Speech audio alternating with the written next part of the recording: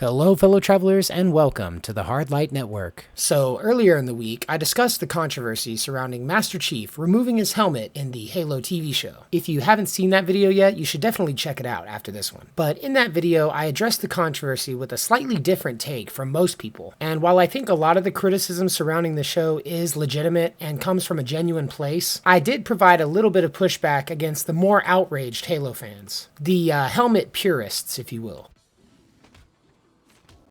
But while there is precedent in the Halo universe for John removing his helmet, that's not what I want to talk about here today. Not exactly. You see, there's a common sentiment in the comments section, and even one that's parroted by larger outlets like IGN. A sentiment arguing that Master Chief is a sort of blank slate, one that we can impose our own characterization on.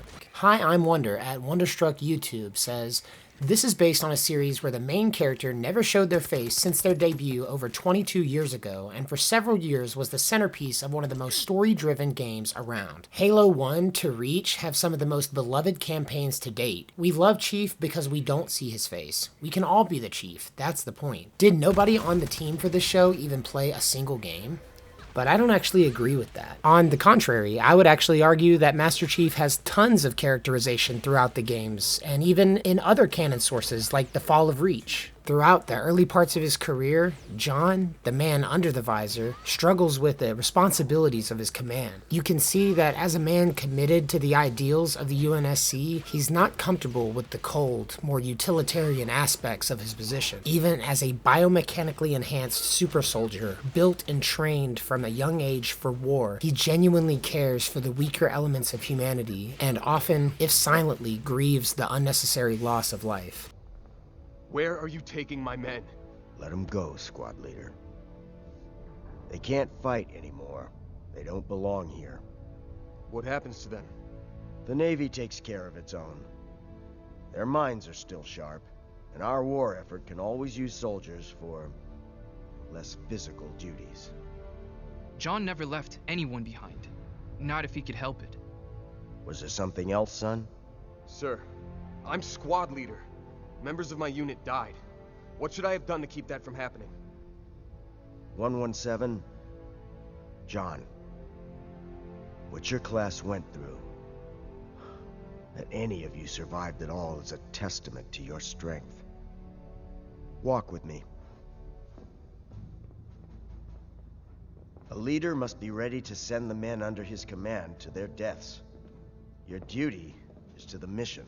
I'm sorry, sir, but I fail to see how that applies to this situation.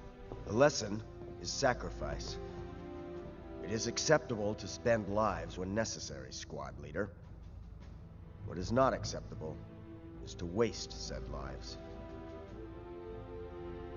Which was this, sir? Spent or wasted? Get some rest, squad leader.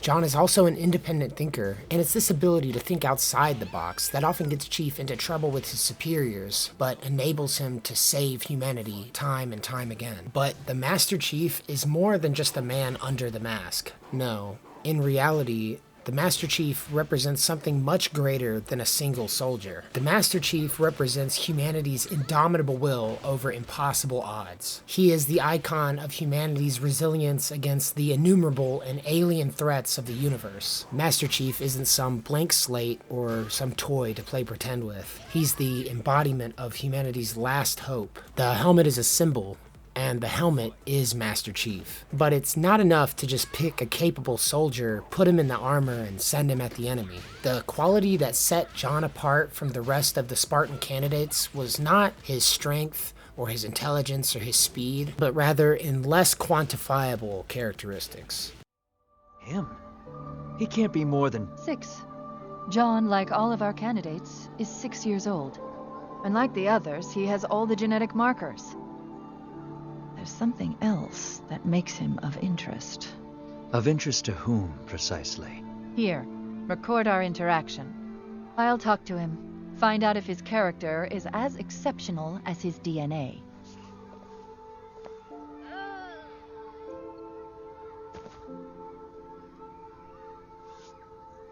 Hello. What's your name? It's John. And what game were you playing, John? War? King of the Hill. Mom says I'm too rough with the other kids. You like games? So do I. I have another game, if you're interested. This is a coin. Win the game, and you keep the coin. You see the two sides? Yes, a man and a bird. Which side will land up?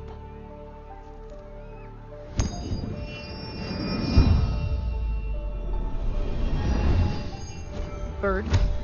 Very good. Again. Man. Again. Man. Bird. Bird. 5 out of 5, John. That's unusual. You said I could keep it if I won. Yes. You can keep it, John. Yes. I cursed myself for using his name. I couldn't afford the luxury of fondness. No telling if Subject 117 would even survive what lay ahead. The following is a quote from the book The Fall of Reach, and it reads, "She turned to Cortana and stared into her odd, translucent eyes. You've read his CSV. I'm reading it again right now. Then you know he is neither the smartest, nor the fastest, nor the strongest of Spartans. But he is the bravest, and quite possibly the luckiest, and in my opinion, he is the best." But if that doesn't convince you, there's also this quote from Cortana at the beginning of Halo 3.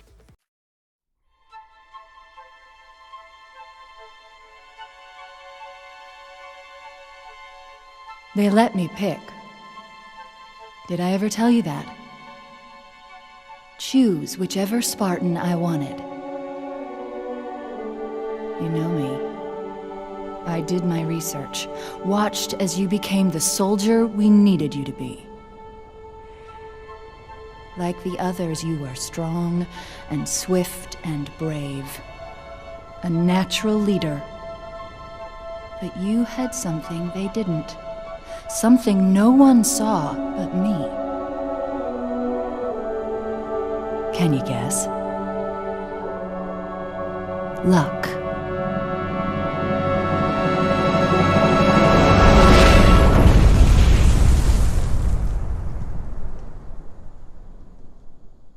Was I wrong?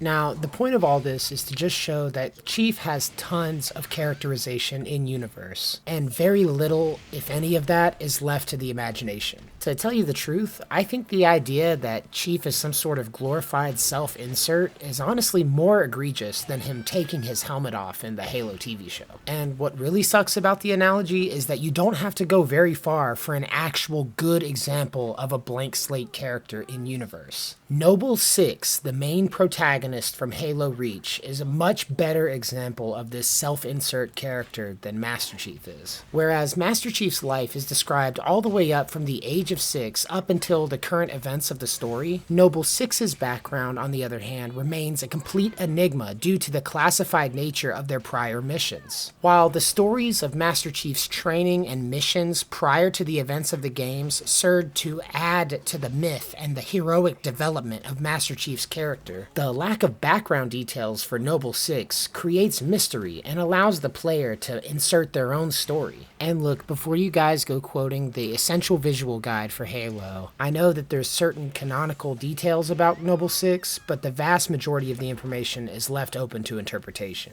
You can even play the game as a female Noble Six, which isn't an option for the rest of the Halo games involving Master Chief. And unlike Master Chief, Noble Six never does remove his helmet in-game. We never actually see their face, and their voice is really indistinct, especially when compared to the absolute legend Steve Downes, the OG voice for Master Chief.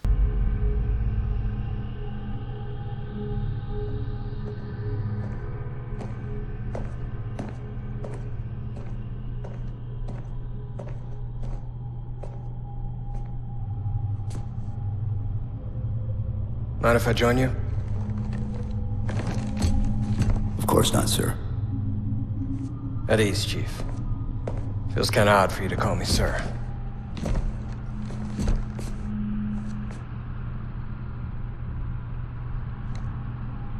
Beautiful, isn't she? I don't get to see her often enough. I grew up in New Harmony, attended Corbulo Military Academy. Never saw Earth in person until I was an adult, but I still think of her as home.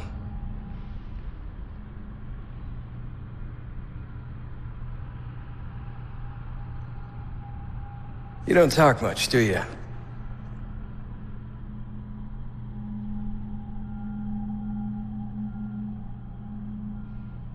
Chief, I won't pretend to know how you feel. I've lost people I care about, but never anything like you're going through. Our duty as soldiers is to protect humanity, whatever the cost. You say that like soldiers and humanity are two different things. I mean, soldiers aren't machines. We're just people.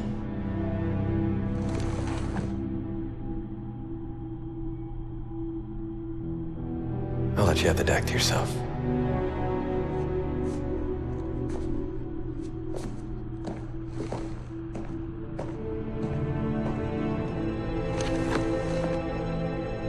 She said that to me once. About being a machine.